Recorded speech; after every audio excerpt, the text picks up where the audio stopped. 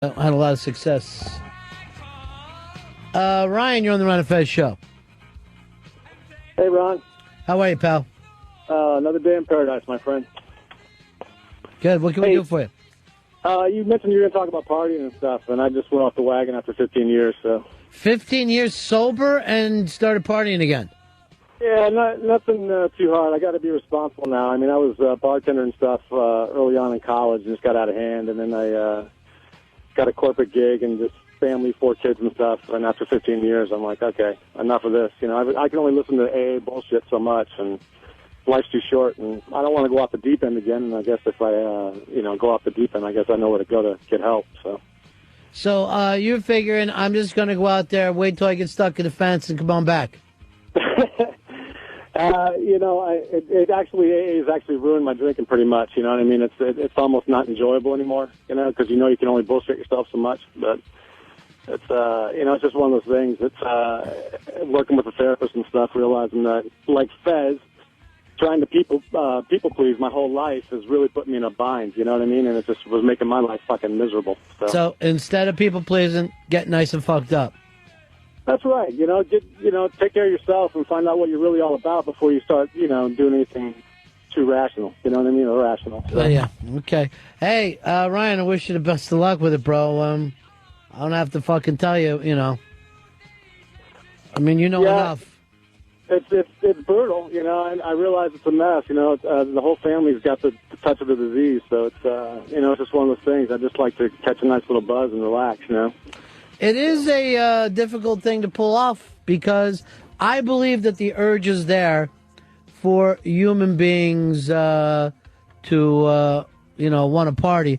But in the same fucking way, dude, that if you're one of the people who has this thing, you're heading back to it, whether you like it or not, no matter how much you keep an eye on it. Yeah, it always calls, though. I mean, I know it tempers it, and you go to AA to fight that shit, and it does work, but it's always calling. You know what I mean? So that this ends in trouble. Oh, yeah, absolutely. Yeah. So it's just, but I wanted to know, I mean, after sitting in the meetings for 15 years, you sit there and go, okay, maybe I can control it, like every other jackass in there thinks. And you got to go out and do your own research. You know what I mean? Until you actually hit your bottom, you're not going to do anything about it. Well, the deal was that you hit the bottom 15 years ago. You just forgot what it feels like. Hold on, Garrett wants to talk to you too. Hey, Garrett, what can we do for you, buddy? Ronnie B, how are you? Good, man. I've been a substance abuse therapist for 16 years, and I've been a recovering guy for close to 20. And in all my years of experience, the folks that pick up again after all these years, it's not like they pick up where they left off. They pick up soon after they start again. They pick up where they should have been. And that's my biggest concern for this gentleman is that it's not so much that like, oh, yeah, I'm probably going to be able to control it for a while. But, boy, I've just seen so many people die after going, having 15, 16, 20 years clean, going back out, and the downfall is ridiculously quick. So I'm just concerned about this guy. Figured I'd just throw that out there. Thanks. All right, man. Take care. Have a good day. I mean, Ryan, I'm sure you hear that kind of stuff from everybody you know, right? Oh, yeah. I mean, it's always in the back of my mind. I mean, the bottom line is I've done a lot of growing this last 3 years. Have you? Working on some personal issues and stuff. Yeah, but, you're right. I mean, it hangs over my head. I've had 3 beers since. I haven't gone out and got fucked up. But you can always say, yeah, you know what I mean? So... Well, I'm going to wish you the best with it, bro. Yep. You're an inspiration, Ron, so I love you. Apparently not much of one, though, huh? All right, man, thanks. All right, peace. It is, I actually was going to go with a whole different direction with this, but this urge to party, I honestly think it's not that far behind the urge to breathe or the urge to eat. I think that it's absolutely inside of us. And I had this thought, watching some little kids going into a birthday party. And they were like 4 or 5 years old.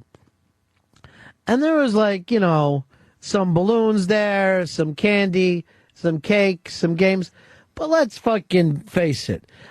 On a way of what a party would be like, it would blow. For any of us, this would suck. But for these kids, they had the same look on their face as everybody does when there's an open bar.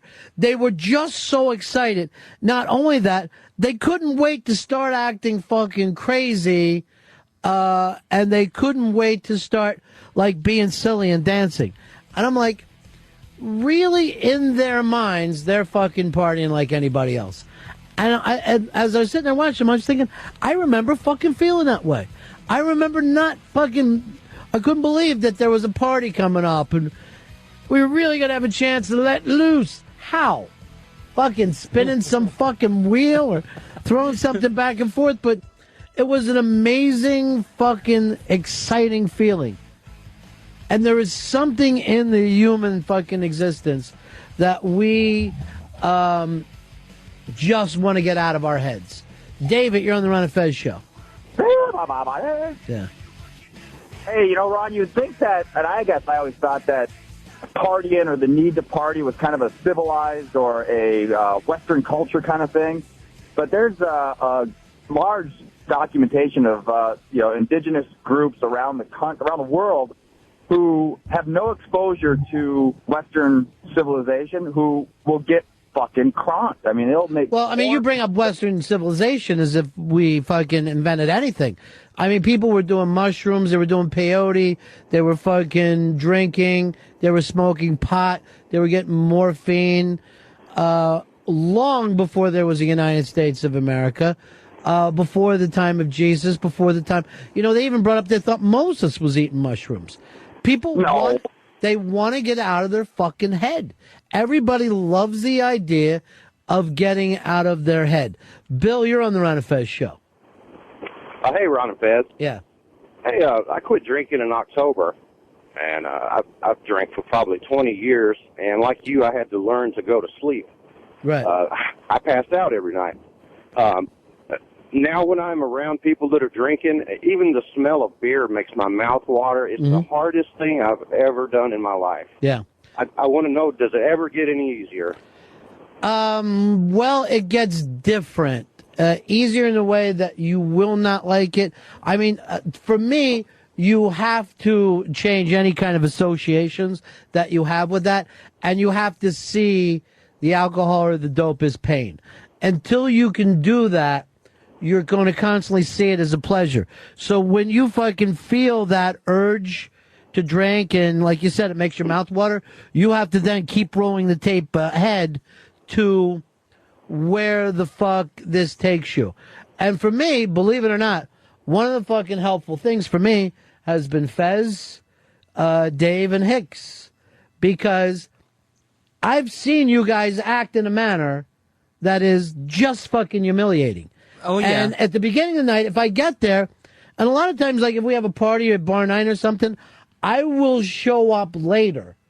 I'll try to show up around 11:30 instead of 8:30, 9 o'clock, because 8:30, 9 o'clock, it looks fucking great to me, and I have the urge of, like, I really want to fucking, I'd really like to join them and tie one on. But when I see fucking Hicks being non-social, looking in the bottom of his fucking glass, or Fez just saying ridiculous things, or Dave, the way he acts, then I could be like, fuck yeah, I remember. I don't want to be a dick. You know what I mean? I have to change my associations now to go, that has to fucking, I can't fucking go off in that thing. Here is Alexander. Alexander, you're on Ron and Fez. Hey, buddies, what's up? First, I want to say, Ron, you're awesome. You got your willpower is it's inspiring. Not necessarily, bro. It really you'll never hear me brag about it even for a second. Because that fucking, let me tell you the truth. That fucking guy that called here and said, hey, I got 15 years and I fucking started drinking again, hurts me more than you would fucking know. Makes me think, fuck yeah, I get it. I immediately fucking click in the back of my mind going, you know what? It has been a long time. I bet I could fucking do it right now. And immediately a guy like that makes me start fucking working on my own fucking brain a little bit. Yeah, my biggest question is that I drink. I mean, I've never done drugs or anything, but I drink, but I don't have an addictive personality. I've stopped before. I mean, it's just I don't know. I can just drink and then put it down for a year and it wouldn't affect me. But what do you think it is? What do you think that addictive personality, where do you think it comes from? I've heard it called a disease or an obsession, blah, blah, blah. I really am not even that fucking interested in the cause.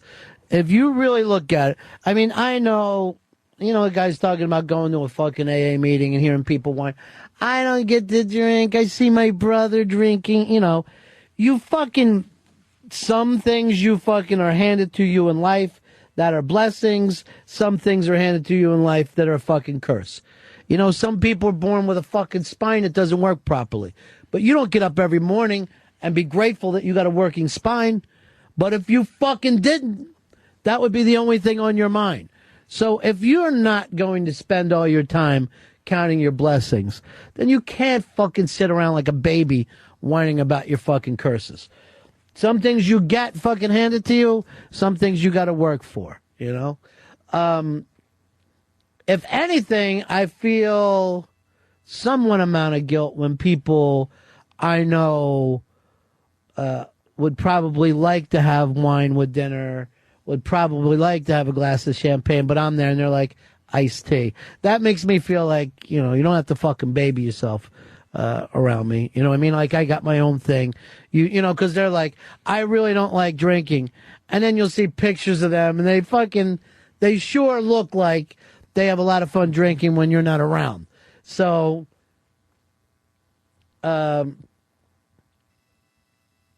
here is, someone named Anonymous.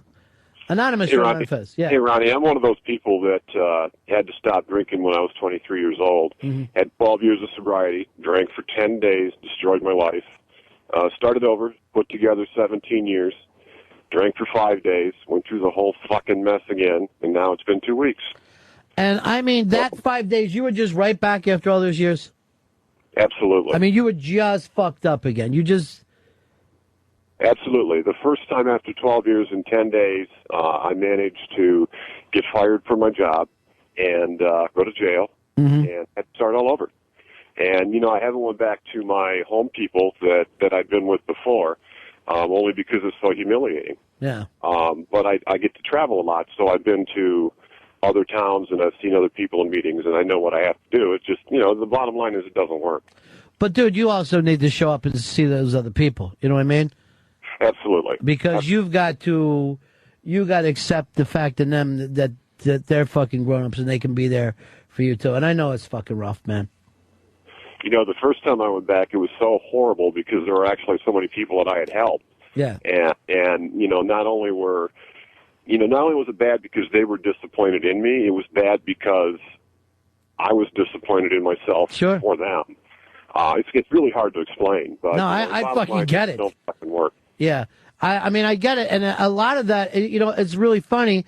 It's that shit that we were talking to about Fez earlier with his social fucking disorder of thinking that you're doing stuff for other people. You have to be seen because you really are a fucking lesson by what you just said. You know what I mean? Like, you're helping more people that you know by going in and saying, after all these years, boom, I'm right fucking back again.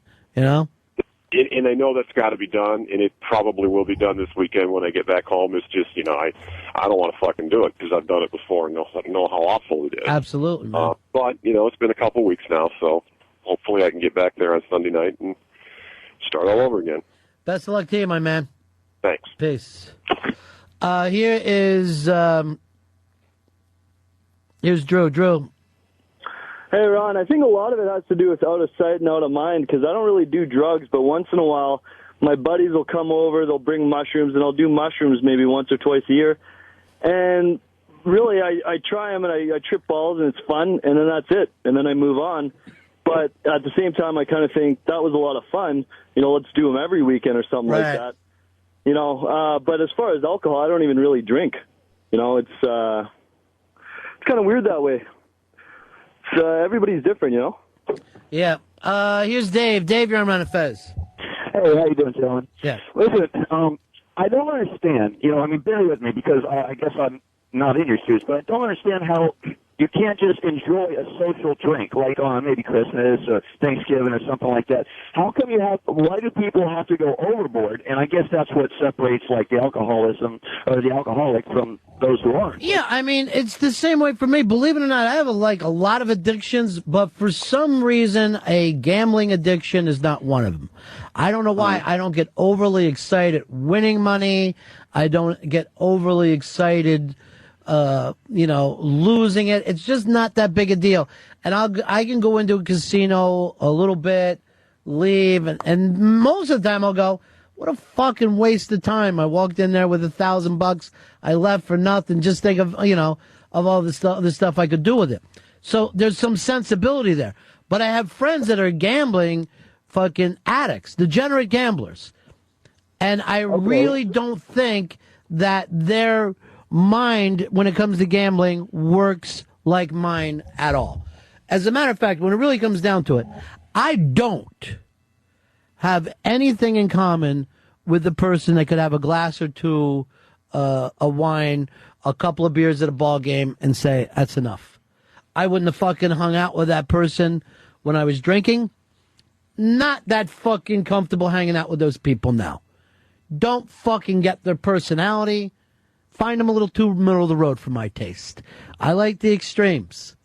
My fucking favorite people in the world are like the people that just called here a couple minutes ago that have fucked up their life and are bouncing back a little bit. I don't know why that is. It doesn't mean that they're a better person, but for me, I fucking get them a lot easier than anybody else. Hey, John, you're on the Ron and Fez show. Hey, Ronnie, the previous caller you were talking to said he was, having to go back home and start over. I've been clean for 10 years, and, every day that I'm clean is a cool thing. I could hang up from you and go get shit-faced, but I don't think I'm going to, but it's like this, you don't need to start over, man. Every day you're clean is a cool day in my book, Yeah, I mean, whatever it really fucking comes down to. I have respect for people who are like, I fucked up and I'm trying it again. I certainly am not going to, I certainly don't even fucking feel slightly superior to somebody who fell off, nor is it fucking ever easy for me to take a fucking compliment like, hey, you're acting like a normal person. Thank you. I mean, I'm almost fucking embarrassed when anyone tries to beanie cup that thing. I'm never one of these, I'm here for my other chip. I just can't fucking do it. Just not everything about that fucking fits me personally. Kevin, you're on the Ron and Fez show. Hey, Ron, how's it going? Good. It's really easy to get past the first step, of that saying that you're powerless over alcohol. But I just can never get past the second and third step. It's so hard for me to develop some sort of spiritual power. I mean, I was born Catholic, so, I don't believe in God. So, how do you get that spiritual power? Well, I mean, the thing about it is, for each person, it's fucking different. You know what I mean? You don't find any of the mysteries of life amazing?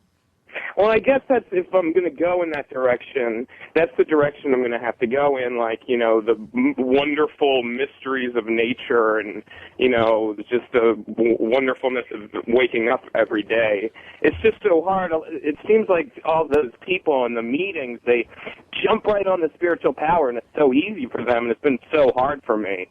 Well, some people can, use Jesus or whatever they happen to use. Some people don't connect to that as simply, but to me, and I've talked about this on the show before, just existence is absolutely fucking mind-blowing to me. The fact that something exists at all just fucking blows me away.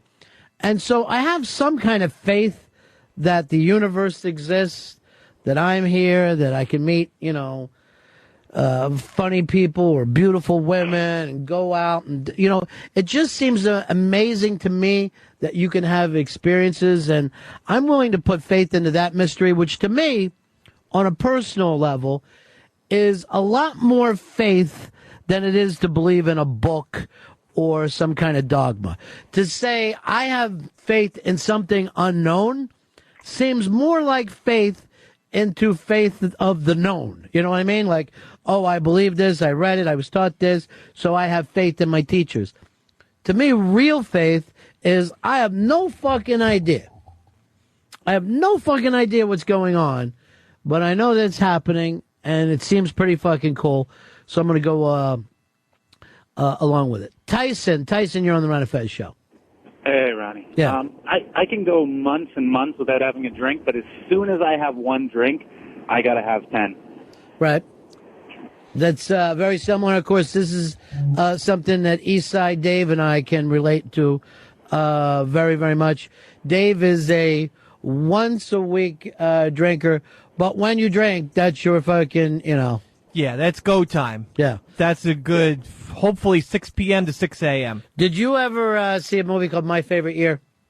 No, I didn't see that. Who's in He there? actually would have a drunk suit for the days that he drank. That would make it easier to get in and out of. And again, I identify with that very fucking well, with going out to lunch and closing that fucking bar. You know what I mean? Just being there.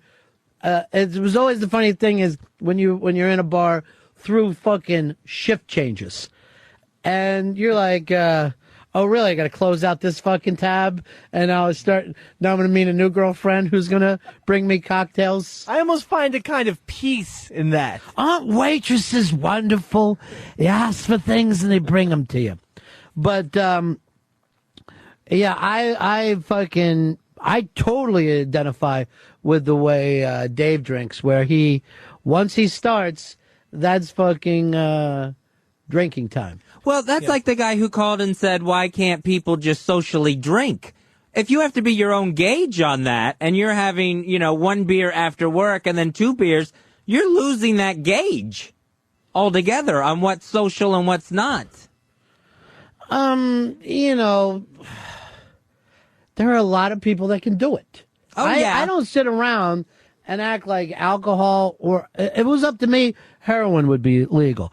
If anything that fucking bums me out is that some people who want to get high, and I said the urge to get high is in every fucking human being.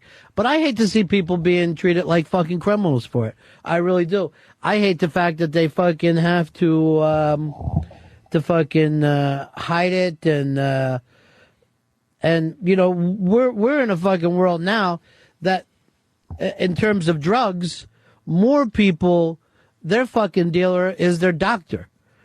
And I'm telling you right now, I could walk into any fucking doctor's office in America and be fucked up a half an hour later. I could tell any one of these motherfuckers what they fucking need to hear, and leave there with meds. Kevin, you're on the Ron and Fez show. Yeah, Ron, I drink probably 3 to 4 beers, maybe 5 and 6 nights a week, and about 3 times a month I really tie one on, usually at the house grilling or something.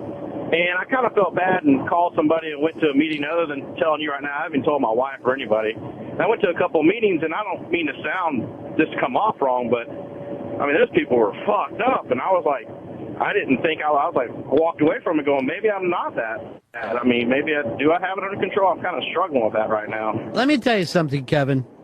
And this is a fucking good rule of thumb to take to see whether you have a fucking drinking problem or not. All right. The fact that you walked into one of those meetings or even had the thought. You know what I'm saying? There is nobody who doesn't have a fucking drinking problem who doesn't say to themselves, I wonder if I have a fucking drinking problem. It just doesn't happen to fucking people who don't. They won't fucking wake up and go, geez, I wonder if this drinking thing is... It's just not a fucking thought that a person wouldn't. So the fact that you sat in to those meetings and... you heard some fucking stories that made you feel superior. That's only because you're not on the same timeline as those fucking people. But you're fucking flat out heading there. I ain't telling you nothing you don't already fucking know deep in your soul. There is no fucking way a person who doesn't have a drinking problem shows up at a fucking meeting and starts fucking standing around with a bunch of ex-drunks. Doesn't fucking happen. Why should it? It would be fucking insane. Josh, you're on the Ron and Fez show.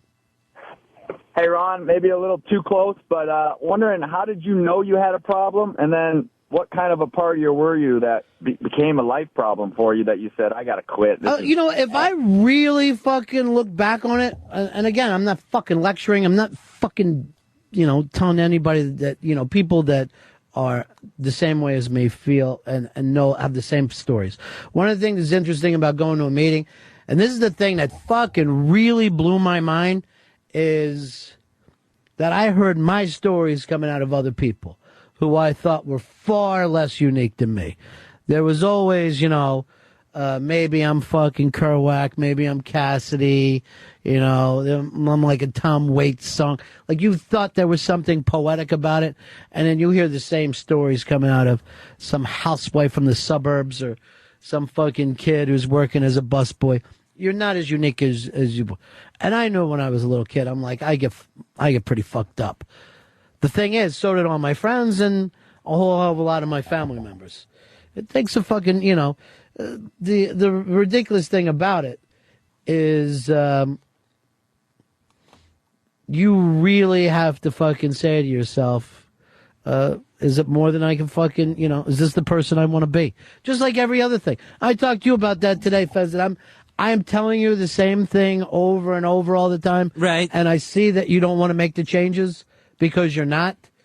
Maybe one day you're going to decide, I don't want to be this guy who has to fucking stand around and keep bringing up the same stories and being told the same fucking things over and over. At a certain point, you're just going to say, I just want to fucking take care of this. This is important to me that I'm seen as somebody who can run their own life. Justin, you're on Ron and Fez. Hey guys, what's going on? Well, the whole thing is, it's like I go out every weekend with my friends, basically. Monday through Thursday, we don't drink at all, and then we alternate DVing, and I never have a problem with having a beer. But the next night, I can go out and have 20 and get as fucked up as I want, and then the next day not drink at all. So I feel like for the most part I have it under control, and it's just basically out of the norm. Instead of working Monday through Thursday, you're hanging out with your friends, on the one day or two. That's up to you, bro. I would never fucking tell you how to live your life. If you tell me you fucking got it, you got it. I don't give a fuck. I'm not fucking, I'm not telling you any different. Is that same system gonna work for you a year from now? 5 years from now? You gotta fucking wrap a fucking car around a school bus? Whatever. That's up to you. I would never sit around, and even if somebody was in the fucking program, like that guy who called earlier and said, hey, I'm trying to do it, I'm going to say good luck to you, man, because I ain't here to fucking take your temperature, Everybody's got to do what they got to do. It's the same thing I just said to Fezzi. At a certain point, it's your life, and you could be the fucking person that you want to be in that life. You're the fucking director of your own movie. You're the editor. You fucking add the music. You're running the whole fucking show. You're you're fucking putting together the life you want to put together. Now, when you put that life together, you directed your movie, you wrote the story, you're starring in it, you're putting in the music, and then you come to me and you go, I don't like the way my life is going. I don't like the way I feel. I don't like the way I do things. Recut the motherfucker. Do some reshoots. But if you're going to keep doing that over and over, I'm going to believe, Fezzi, you're in the movie that you want to make. Uh-huh. I'm just going to, after a while, believe that you're doing whatever you want to fucking do. Hey, Chris, you're on the Ron and Fez show. Hey, thanks for taking my call. I just thought it was unbelievably coincidental that I'm on my way to visit a friend who just had a rehab, or just got out of rehab and had a bit of a relapse. So it's unbelievable that I'm driving 5 hours and listening to the show, and then all of a sudden I'm getting actually very useful information from you guys. So I just want to say thanks. And I took this like 5 hours of thinking of what you're going to say and whether you're going to be supportive or where you're going to be a hard ass or whatever. But the stuff you've been saying and the guys calling in has been really helpful for me. So thank you. All right, man. I mean, obviously, best of luck to you with it. All right, 866 Ron Zero Fez, 866 Ron Zero Fez. Eastside Dave, come on in here. Let's talk just a